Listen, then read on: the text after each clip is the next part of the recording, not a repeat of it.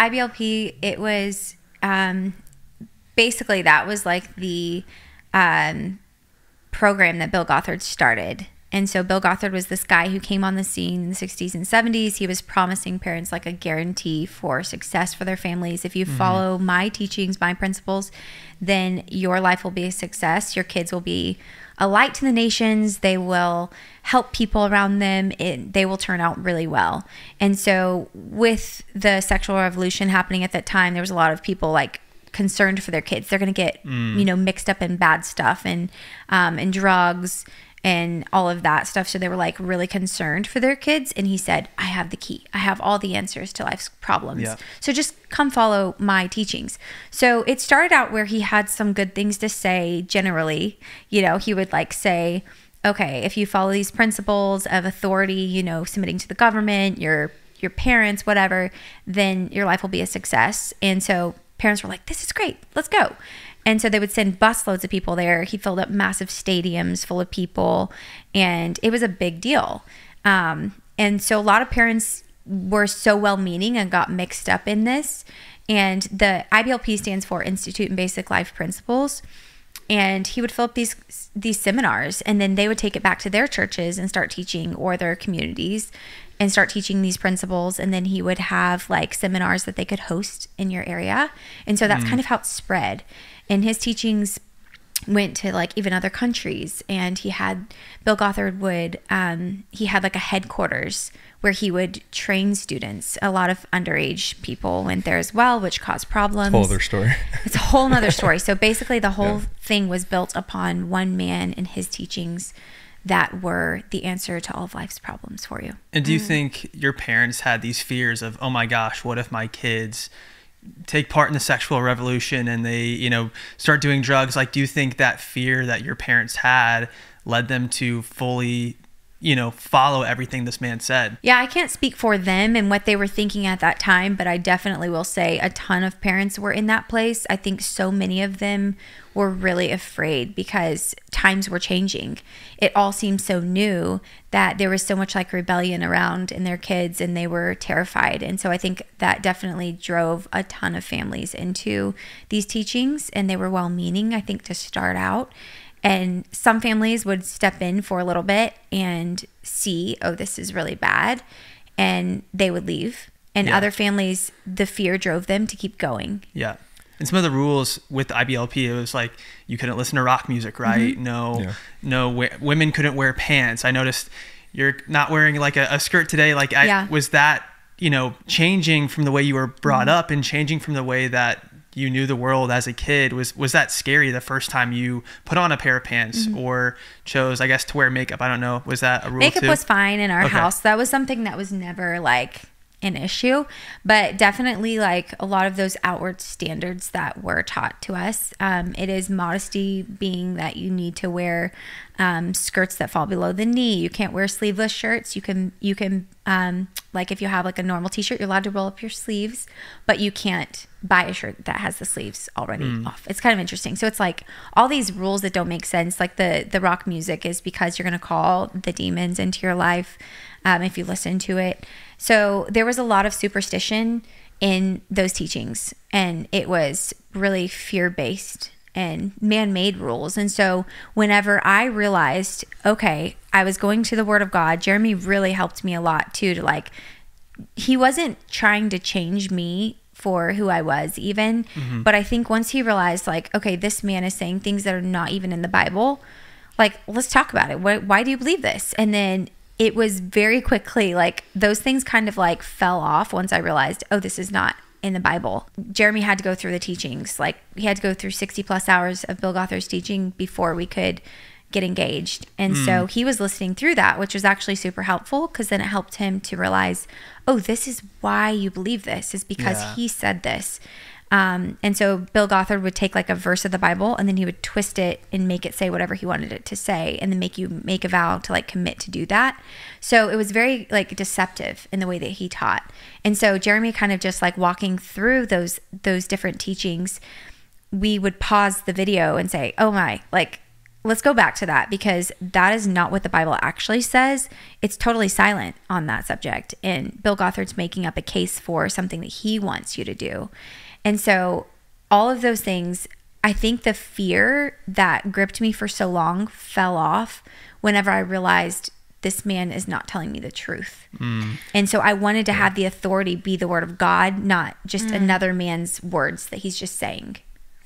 Yeah, and it really helped me understand her, because I stepped into that setting with her family, and I think like most people, you just go, oh wow, they have a ton of kids and they do life this way. And when I started getting into the teachings, I started realizing like, oh, there's an underlying like belief system that's driving this behavior.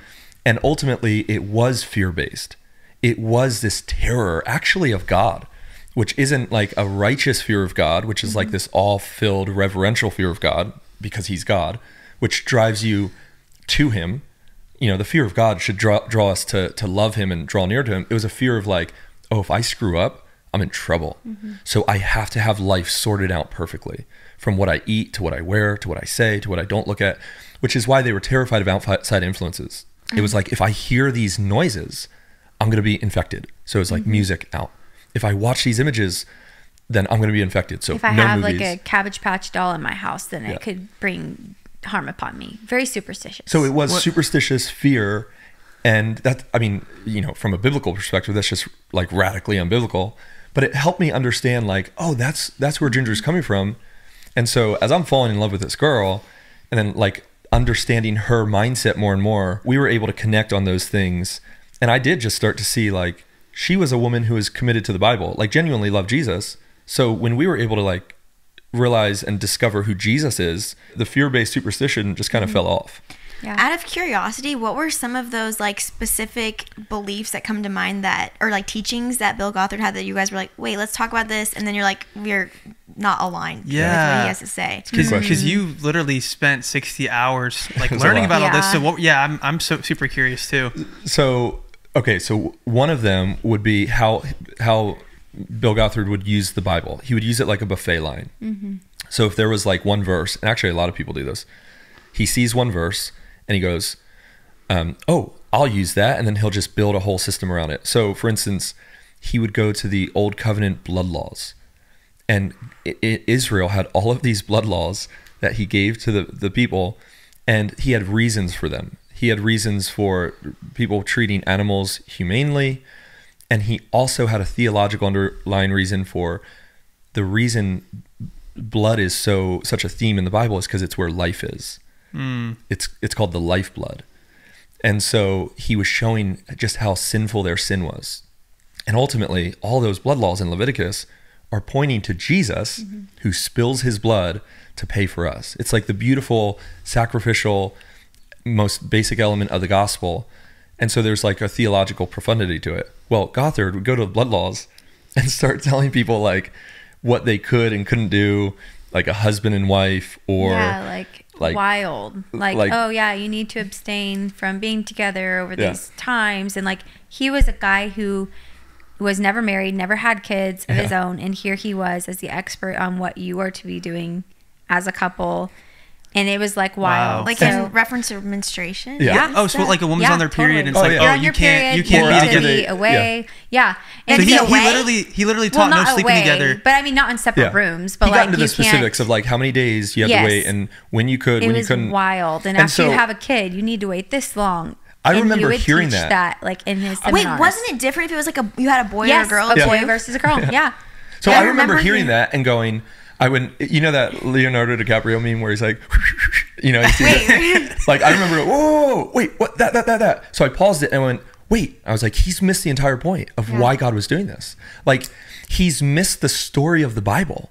He's looking at these leaves, reading them out of context, and he's just making up all these rules. He's missed the point of what God is doing with his people.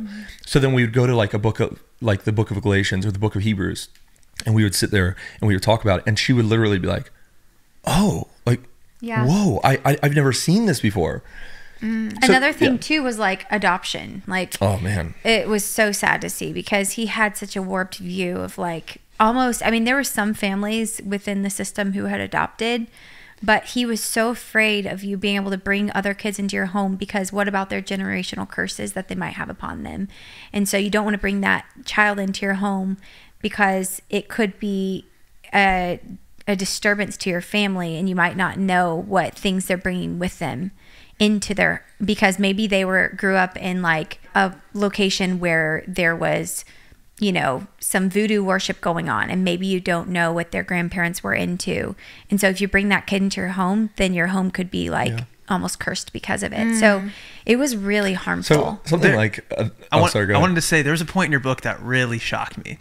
And you mentioned how Bill Gothard taught about this woman who had a ship painting in her house. Yeah. And she lost her family in a shipwreck. I don't know if that was just a made up story or a true story that he had actually heard of. And he taught of how having a painting of something could change your future and could make your family die in a shipwreck. Yes, totally. And here you are, a young girl, hearing these things. That's terrifying. I just can't imagine being a kid told that a painting in your room can affect. Oh my gosh, when I was a kid, I used to do some weird stuff. I was into skateboarding. I would wear these t-shirts that had like bloody snakes on them and skulls. My parents were terrified. They're like, my son's gonna become goth and like would probably listen to a lot of rock music. And look at you in your neutrals. I know. I wanted to dye my hair black. I'm safe. That's crazy. Well, I was really into that. Like, I thought it was cool, right? Like I was just a little boy, and so man, I would have been screwed if that was true. Big time. Yeah. But see, that's the thing is like, totally. You did have a generation of kids raised in that environment, terrified of everything. Yeah. They're just terrified of like, what's this going to do to me? Is God going to strike me down? And he would even teach like, there would be things that were out of your control that you weren't aware of. And so hardships, like this is a story he told about a guy who was a business owner, bought a strip mall to invest in, and he allowed a store to be in there, and it had a liquor license. And he wasn't aware of it, but there was a liquor license, and everything starts going bad in his life. He's losing money, unhealthy, like terror striking him. He's going, what's happening? And then he finds out there was a liquor license. And so he gets rid of it and everything goes good. Well, that mindset is so superstitious. And you're constantly like looking around the corner like, is God going to strike me down for something I'm not aware of? Yeah, it's terrifying. It really is. And it affected a lot of the ways that I looked at the world around me. And I definitely lived in that fear for so long. Even if I was going out to like play broom ball with my siblings, I wouldn't want to go because maybe I had this feeling I was supposed to stay home and read my Bible. Well, if I go out, am I going to get killed in a car accident? Like I had that fear. And it was something that until I was able to realize, okay, this isn't true. This is not based in the Bible. This is not how God sees me. Then that like produced freedom in my life where I could see, okay, I am not going to be defining like what my destiny is going to be based on what's around me and what decisions I make like that. But as far as Bill Gothard's concerned, like props to him, because that's a great way to keep people entrapped in your scheme. Like if you can enslave them to the fear of what you're saying, they have to keep coming back because you've got the only answer. One who can have the answers. Right. And he built his little kingdom. Yeah. And he'll have to answer to God for that. But as far as like a cult leader wants to go, like it's a good strategy to keep people entrapped in fear. And you see that pattern. That's why I think Ginger's book hit such a chord, because so many people don't know who Bill Gothard is. But these same kind of lies and tactics are used by people in the name of religion all the time.